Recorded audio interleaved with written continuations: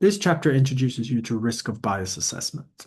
The risk of bias assessment is a form of quality assessment of the studies that you've included in your systematic review.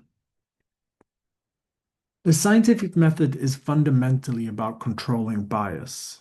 We study the world to learn something about it, but when we do that, we know that we will introduce different types of biases. And so applying the scientific method is about trying to reduce those biases so that we learn something fundamental about the world. However, bias is inevitable in all studies. Conducting a risk of bias assessment is therefore a fundamental skill of being a scientist. Without it, you cannot judge the quality of scientific studies. I'd say, I'd go so far as to say that even if you'd never conduct a systematic review in your life, if you have no plans of doing it, this is still something that every scientist needs to be able to do.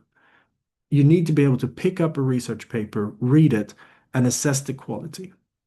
And specifically, is there a risk of bias in this study? How big is the risk?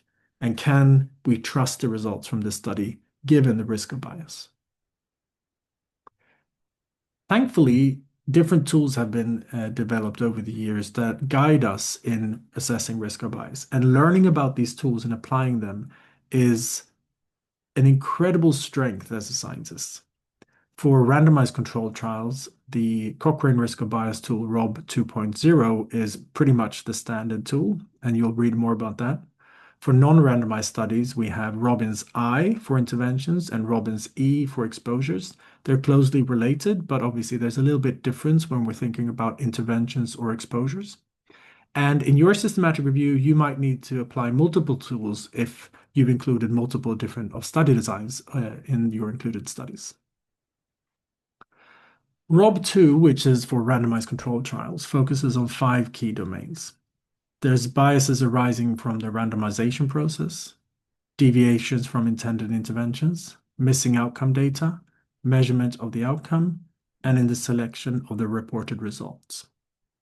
ROB2 will guide you through these domains and help you assess if there is a risk of bias in any of these domains or multiple domains in a specific study. The Robbins tool, the I and the E version, focus on 7 key domains. Bias due to confounding. So this is unique for the Robbins tool, obviously, because in RCTs, we don't really think so much about confounding, but in observational studies, confounding is the big source of risk and bias. There's bias in selection of participants, bias in the classification of interventions and exposures, bias due to deviations from intended interventions and exposures, bias due to missing data, bias in measurement of outcomes, and bias in the selection of reported results.